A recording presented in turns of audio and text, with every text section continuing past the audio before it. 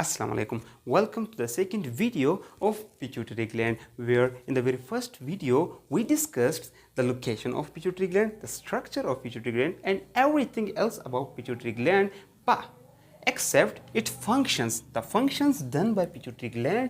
We just left the functions of pituitary gland in that video, and in today's video we are going to discuss each and every function of pituitary gland.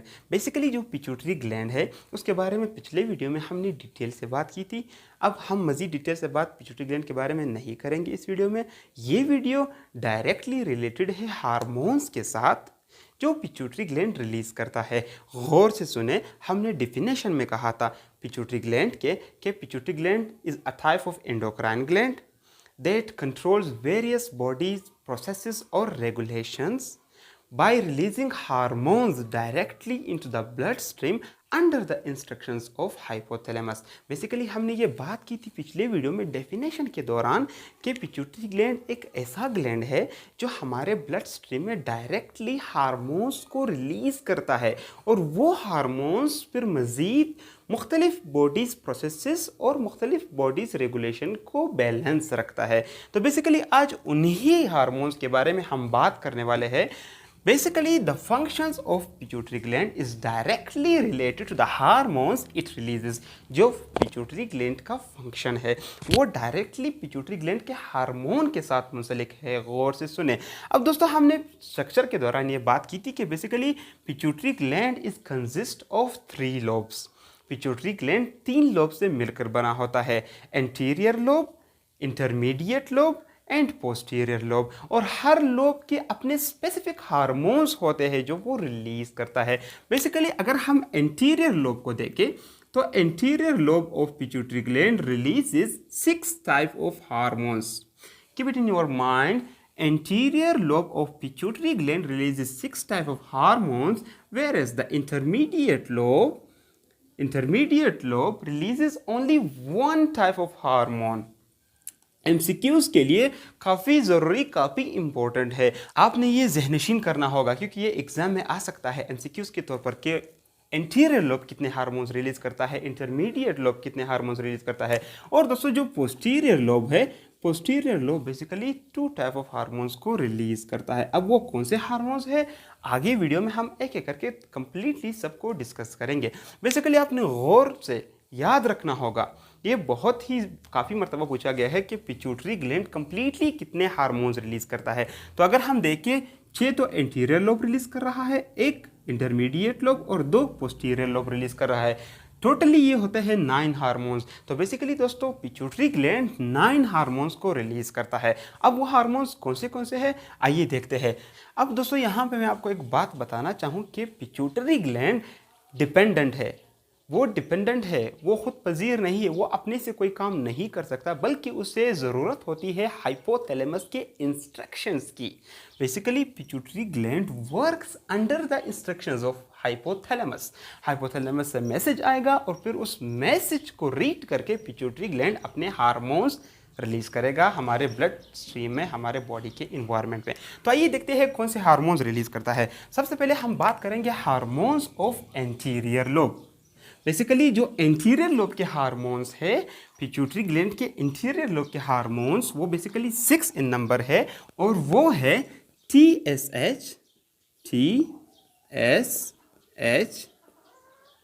उसके बाद number है FSH, उसके बाद number है तीसरे number पर LH, उसके बाद चौथे नंबर पर आता है ACTH, उसके बाद 5वें नंबर पर आता है ग्रोथ हार्मोन और 6ठे नंबर पर आता है प्रोलैक्टिन। अब दोस्तों इन सब हार्मोन्स के अपने अपने फंक्शंस होते हैं हमारे बॉडी की इनसाइड। सबसे पहले अगर हम बात करें TSH की तो ये एक एब्रीविएशन है किस चीज़ की? Thyroid stimulating hormone. Thyroid stimulating hormone, thyroid, थी से मुराद थायराइड स्टिमुलेटिंग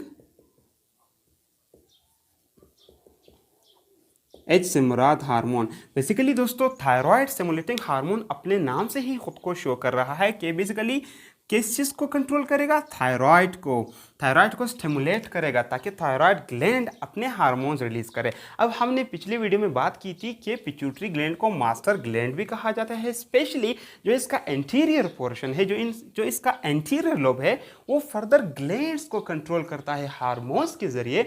इस वजह से पिट्यूटरी ग्लैंड को कहा जाता है मास्टर ग्लैंड। तो बेसिकली यहाँ पर भी वही हो रहा है कि जो हार्मोन है वो मजीद थायराइड ग्लैंड को स्टिमुलेट करेगा ताकि वो अपने हार्मोन्स रिलीज करे। अब ये प्रोसेस कैसे होगा? सबसे पहले हाइपोथैलेमस से, मैंने कहा था कि ये डिपेंडेंट है हाइपोथैलेमस पर, तो हाइपोथैलेमस से एक मैसेज आएगा। मैसेज किस शक्ल में आएगा? Thyrotropin releasing factor. अब दोस्तों आपने याद रखना होगा कि TSH को थायरोट्रोपिन भी कहा जाता है। बेसिकली हाइपोथैलेमस से एक हार्मोन रिलीज होगा, थायरोट्रोपिन रिलीजिंग फैक्टर। और दोस्तों जब थायरोट्रोपिन रिलीजिंग फैक्टर रिलीज हुआ पोर्टल ब्लड वेसल्स के जरिए, वो आएगा पिट्यूटरी ग्लैंड के इंटीरियर लोब तक, और फिर दोस्तों पिट्यूटरी ग्लैंड का इंटीरियर लोब रिलीज करेगा TSH। दोस्तों गौर से सुने, TSH थायराइड स्टिमुलेटिंग हार्मोन। उसके बाद दोस्तों जब थायराइड स्टिमुलेटिंग हार्मोन हमारे ब्लड स्ट्रीम में रिलीज हुआ बाय पिट्यूटरी ग्लैंड, तो वो क्या करेगा? वो जाके थायराइड ग्लैंड पर इफेक्ट करेगा, थायराइड ग्लैंड। और दोस्तों फिर थायराइड ग्लैंड क्या करेगा? अपने हार्मोन्स की प्रोडक्शन करेगा और उसे रिलीज करेगा ब्लड स्ट्रीम में, जैसे कि T4 thyroxine and T3 triiodothyronine. Basically गौर से सुने, एक मर्तबा गौर से सुने, हाइपोथैलेमस से आएगा TRH thyrotropin releasing hormone. TRH आकर पिट्यूटरी ग्लैंड में रिलीज करवाएगा TSH थायरोट्रोपिन या फिर थायराइड स्टिमुलेटिंग हार्मोन। जब थायराइड स्टिमुलेटिंग हार्मोन रिलीज हुआ तो वो जाके थायराइड ग्लैंड पर इफेक्ट करेगा, उसे स्टिमुलेट करेगा, और फिर दोस्तों थायराइड ग्लैंड रिलीज करेगा थायरोक्सिन। और दोस्तों थायरोक्सिन हमारे बॉडी में काफ़ी इंपॉर्टेंट हार्मोन है, जैसे कि ये मेटाबॉलिज्म को कंट्रोल करता है, हार्ट और डाइजेस्टिव एक्टिविटी को कंट्रोल करता है, बोन एक्टिविटी को कंट्रोल करता है, और दोस्तों ब्रेन डेवलपमेंट में इसका काफ़ी बड़ा किरदार है। अब ये तो हुआ पहला hormone which is released by the anterior lobe of pituitary gland. Now let move towards the second hormone which is so far called as, this is also an abbreviation, FSH follicle stimulating hormone.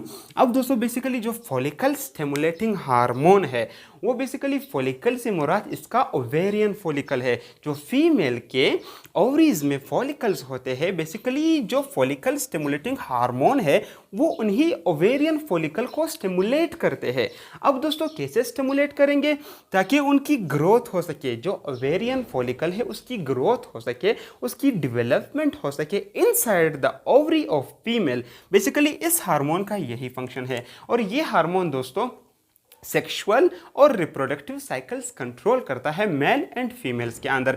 अब दोस्तों एक तो इसका काम हुआ ovarian follicle को growth कराना और डेवलपमेंट कराना, ओवेरियन फॉलिकल को डेवलप कराना और उसके अलावा ग्रोथ कराना उसकी। और दोस्तों अगर हम दूसरी फंक्शन की बात करें तो दोस्तों ये मेंस्ट्रुअल साइकिल को भी कंट्रोल करता है फीमेल के अंदर, मेंस्ट्रुअल साइकिल को भी ये कंट्रोल करता है। और दोस्तों इसके अलावा मेंस्ट्रुअल साइकिल के अलावा ये एस्ट्राडियोल की फॉर्मेशन भी करता है।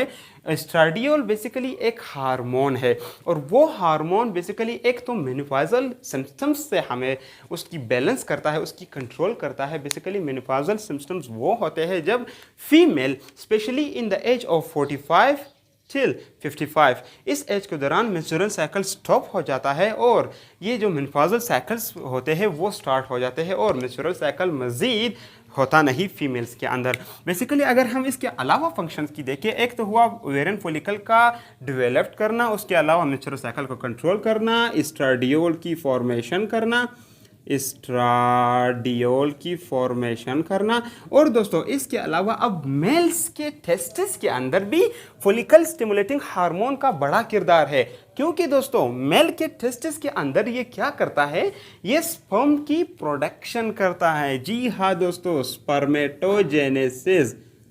स्पर्मेटोजेनेसिस, गौर से दोस्तों, जेनेसिस, गौर से दोस्तों, स्पर्मेटोजेनेसिस मेल्स के अंदर। अब spermatogenesis basically the production of sperms is called as spermatogenesis. ये एक ऐसा प्रोसेस है जिसमें स्पर्म्स की प्रोडक्शन होती है inside the testis of male. तो बेसिकली इसमें फॉलिकल स्टिमुलेटिंग हार्मोन का बहुत बड़ा किरदार है। अब दोस्तों इसके अलावा अगर हम तीसरे हार्मोन की बात करें LH की, तो इससे मुराद ल्यूटिनाइजिंग हार्मोन। अब दोस्तों ल्यूटिनाइजिंग हार्मोन और फॉलिकल स्टिमुलेटिंग हार्मोन, चूंकि दोस्तों ये पिट्यूटरी ग्लैंड से रिलीज हो रहे हैं, लेकिन दोस्तों ये पिट्यूटरी ग्लैंड वर्क करता है under the instruction of hypothalamus. तो हाइपोथैलेमस से इन दोनों के लिए एक ही हार्मोन रिलीज होता है और वो है दोस्तों गोनेडोट्रोपिन।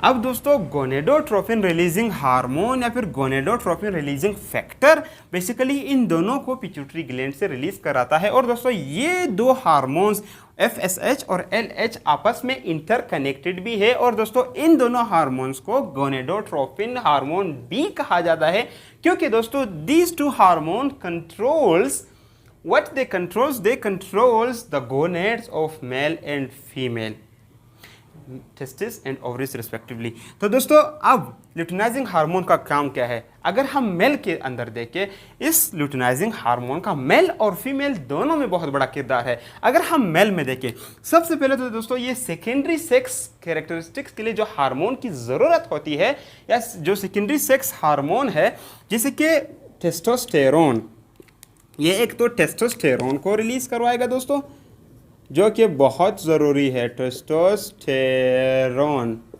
अब दोस्तों टेस्टोस्टेरोन बेसिकली स्पर्म प्रोडक्शन में टेस्टिस में हेल्प करता है, स्पर्मेटोजेनेसिस में हेल्प करता है। इसके अलावा अगर हम मेल में इसकी फंक्शन देखें तो जैसे हमारे फेशियल हेयर्स है, हमारे बॉडी के हेयर्स है, वो इसी ल्यूटिनाइजिंग हार्मोन्स की वजह से है। और दोस्तों इसके साथ साथ हमारा जो पेरिंग्स है, ये दोस्तों पेरिंग्स को इनलार्ज कर देता है मेल्स के अंदर, ताकि जो मेल का वॉइस है वो डीप पर हो सके। जैसे कि दोस्तों मर्दों के अंदर जो वॉइस है, जो आवाज़ है, वो मोटी होती है, गाढ़ी होती है, वो बेसिकली इसी ल्यूटिनाइजिंग हार्मोन्स की वजह से। अब ये तो हुई बात मेल्स के अंदर, एक तो ये टेस्टोस्टेरोन को रिलीज करवाएगा, साथ ही साथ ये फेशियल हेयर्स और बॉडी हेयर्स को ग्रोथ करेगा।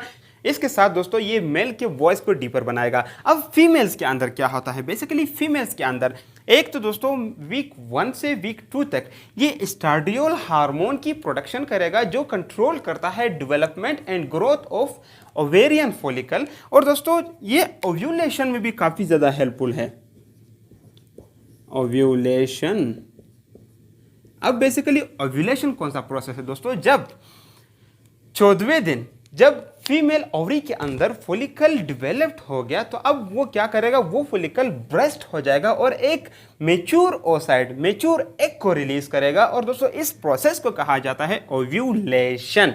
और दोस्तों ये ल्यूटिनाइजिंग हार्मोन बेसिकली ओव्यूलेशन में भी काफ़ी ज़्यादा हेल्प करता है। इसके अलावा दोस्तों ओव्यूलेशन की रिजल्ट में एक तो सेकेंडरी ओसाइट रिलीज हुआ, एग रिलीज हुआ, जो रिमेनेंट्स है, जो बचा हुआ पोर्शन है ओवेरियन फॉलिकल की, उसे कहा जाता है कॉर्पस ल्यूटियम। और दोस्तों इन केस अगर वो एक फर्टिलाइज हो जाता है फीमेल बॉडी के अंदर, तो ये ल्यूटिनाइजिंग हार्मोन कॉर्पस ल्यूटियम को फोर्स करेगा और फोर्स करके उससे प्रोजेस्टेरोन हार्मोन की प्रोडक्शन करेगा। और फिर प्रोजेस्टेरोन हार्मोन प्रेगनेंसी के इनिशियल स्टेजेस में काफ़ी ज़्यादा हेल्प करता है। अब दोस्तों फीमेल के अंदर ल्यूटिनाइजिंग हार्मोन का क्या काम है, एक तो दोस्तों ये ओव्यूलेशन में मदद देता है, उसके साथ साथ दोस्तों ये प्रोजेस्टेरोन की फॉर्मेशन कराता है इन केस अगर एक फर्टिलाइज हो। उसके साथ दोस्तों ये एस्ट्राडियोल की फॉर्मेशन करता है, जो कि ओवेरियन फॉलिकल को डेवलप्ड और ग्रोथ कराता है। दोस्तों ये तमाम के तमाम फंक्शंस ल्यूटिनाइजिंग हार्मोन्स के हैं। इसके अलावा दोस्तों जो चौथा हार्मोन है एंटीरियर लोब का, वो है ACTH। ACTH से मुराद एड्रिनोकोर्टिकोट्रोपिक हार्मोन। एक बार फिर से गौर से सुने, एड्रिनोकोर्टिकोट्रोफिक हार्मोन। और दोस्तों अब ये नाम से जाहिर है कि एड्रिनो से मुराद एड्रिनल ग्लैंड और कोर्टिको से मुराद कोर्टिसोल। यानी दोस्तों ये क्या करेगा, ये ACTH hormone basically adrenal gland पर इफेक्ट करेगा। एड्रिनल ग्लैंड, जी से मुराद मेरा ग्लैंड, एड्रिनल ग्लैंड को फोर्स करेगा कि वो कोर्टिसोल की फॉर्मेशन कर सके। और दोस्तों फिर कोर्टिसोल मजीद हमारे बॉडी में बहुत से इंपॉर्टेंट फंक्शंस को रन कराता है, जैसे कि एक तो इसका एक बहुत ही इंपॉर्टेंट फंक्शन ये है कि हमारे ब्लड स्ट्रीम के अंदर ग्लूकोज लेवल को बैलेंस करता है, ग्लूकोज को रिलीज कराता है। अब दोस्तों जाहिर सी बात है, हाइपोथैलेमस से एक मैसेज आएगा, तभी जाके एड्रिनोकोर्टिकोट्रोफिक हार्मोन रिलीज होगा, और वो मैसेज CRH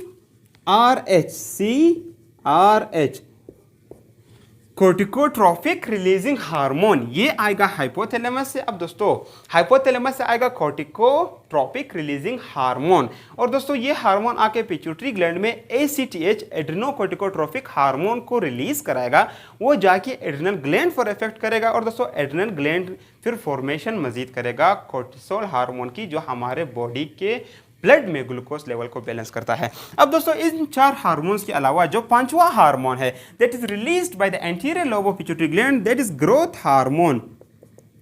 ग्रोथ हार्मोन दोस्तों, अब ग्रोथ हार्मोन के 2 केसेस हो सकते हैं, एक है चाइल्ड में, गौर से सुने दोस्तों, इसके 2 केसेस हो सकते हैं, एक है चाइल्ड में और दोस्तों दूसरा केस है एडल्ट में। अब अगर हम चाइल्ड के अंदर देखें तो चाइल्ड के अंदर अगरचे ग्रोथ हार्मोन कम रिलीज होता है, तो कम रिलीजेज की वजह से जो चाइल्ड है, जो बच्चा है, उसकी हाइट छोटी रह जाती है। और आपने गौर किया होगा कि कुछ लोग होते हैं जिनकी हाइट काफ़ी ज़्यादा छोटी होती है, वो बेसिकली इसी ग्रोथ हार्मोन की वजह से होती है। और दोस्तों इसी ग्रोथ हार्मोन के कम रिलीजेज की वजह से जो बच्चे का साइज छोटा रह जाता है, उस प्रोसेस को, उस कंडीशन को कहा जाता है ड्वार्फिज्म। यानी एक तो इसमें ड्वार्फिज्म का केस हुआ,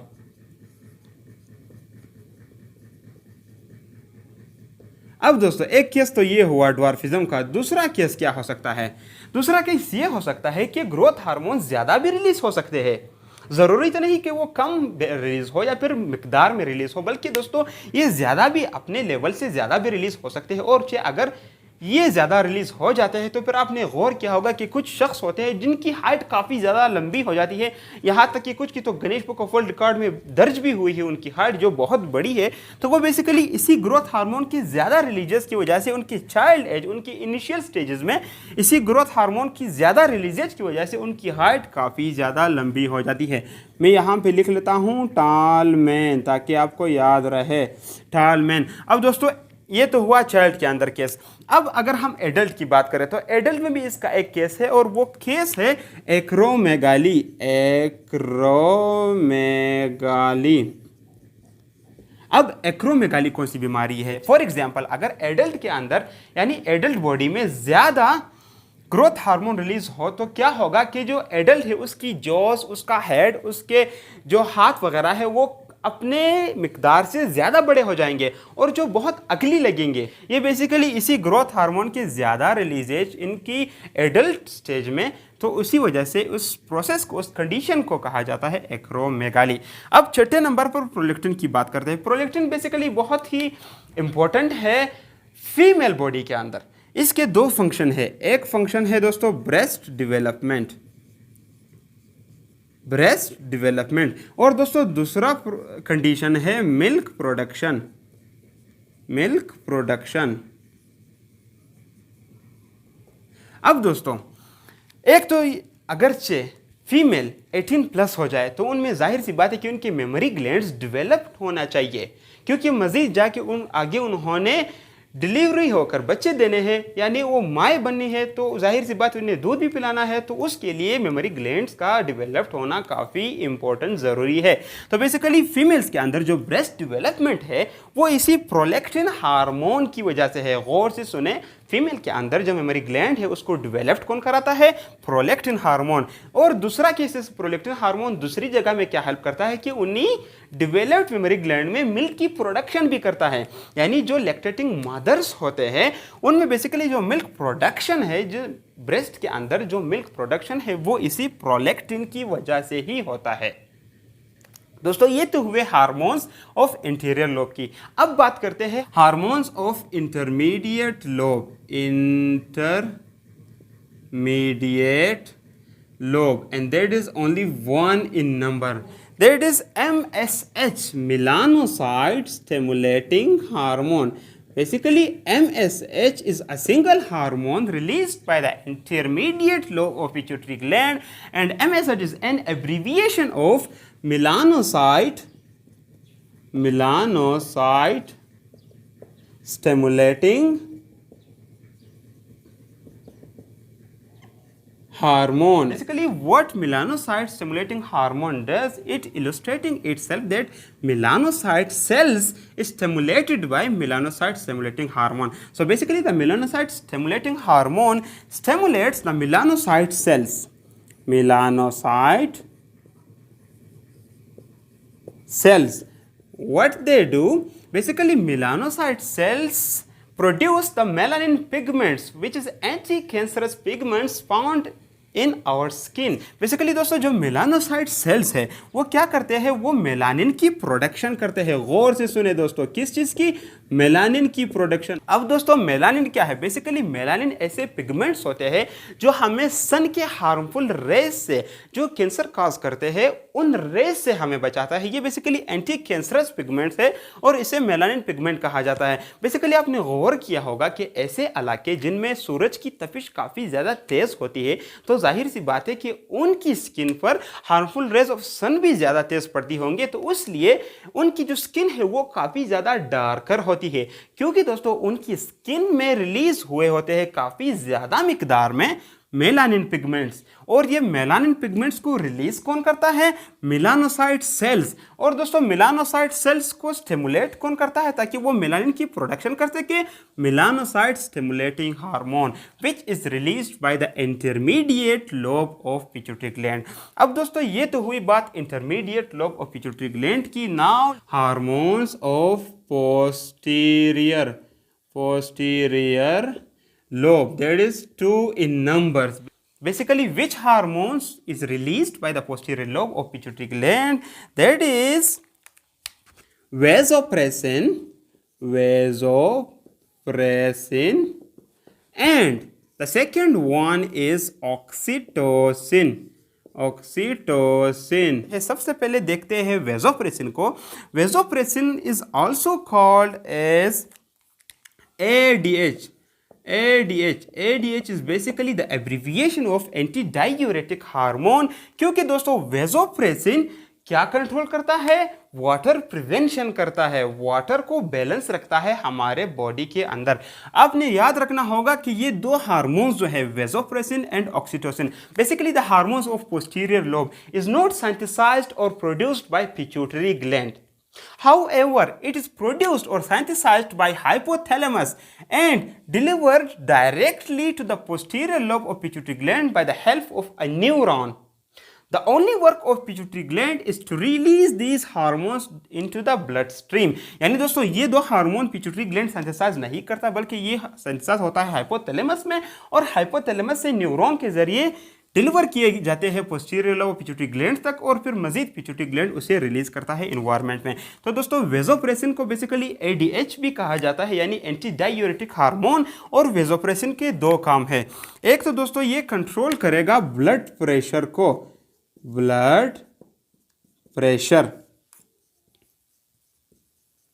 और दोस्तों दूसरी बात ये कि ये वाटर प्रिवेंशन करेगा, वाटर प्रिवेंशन फॉर एग्जांपल हमारे बॉडी के अंदर, ब्लड के अंदर साल्ट की तादाद ज़्यादा है और वाटर की तादाद कम है, इन दोनों का मिकदार लेवल नहीं है, तो क्या होगा कि वेजोप्रेसिन रिलीज होगा और वो क्या करेगा? किडनी को सिग्नल देगा कि वो कम से कम पानी को रिलीज करे, कम से कम पानी को ज़ाया करे, खारिज करे, एक्सक्रीट करे, और ज़्यादा से ज़्यादा पानी को कंजर्व करे, ताकि हमारे ब्लड के अंदर जो साल्ट और पानी का मिकदार है वो लेवल हो सके। तो these are the two functions of ADH, antidiuretic hormone or vasopressin hormone. Now let's come towards the oxytocin hormone. Basically it has two functions. The very first function is in the uterus of females.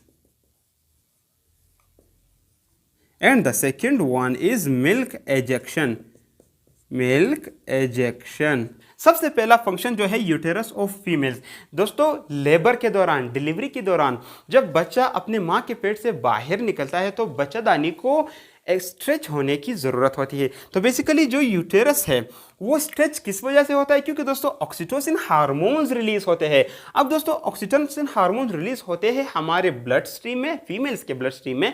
तो क्या होगा कि जो uterus है वो stretch होगा और जो बेबी है वो इजीली कम आउट होगा अपने माँ के पेट से। दूसरा इसका फंक्शन क्या है कि मिल्क एजेक्शन। अब दोस्तों फीमेल के ब्रेस्ट से लैक्टेटिंग मदर्स जो होती है उनमें मिल्क इजेक्शन का काम ऑक्सीटोसिन का होता है। बेसिकली दोस्तों milk production and ejection both are different processes. Basically the production of milk inside the female breast is controlled by prolactin hormone, whereas the ejection of milk, the releasage of milk outside from the female's breast, that is controlled by oxytocin. Basically जो milk का production है वो prolactin करता है, जबकि जब उसी produced हुए मिल्क को खारिज करता है वो ऑक्सीटोसिन का काम है। So these all are the hormones released by the pituitary gland and they are totally 9 in numbers, which is one by one we discussed here. So that's all for today. Hope you like this lecture. तो basically ये दोस्तों यहाँ तक थी हमारी आज की video. उम्मीद करता हूँ कि आपको वीडियो अच्छी लगी होगी। Do like and subscribe our YouTube channel और इस वीडियो को ज़्यादा से ज़्यादा शेयर करें ताकि हमारी हौसला अफजाई हो और ये इन्फॉर्मेशन जो बहुत ज़रूरी हो बहुत से स्टूडेंट्स तक पहुँचे। मिलते हैं अपनी अगले आने वाली वीडियो में। तब तक के लिए दोस्तों मुझे इजाज़त दीजिए। अल्लाह हाफिज़।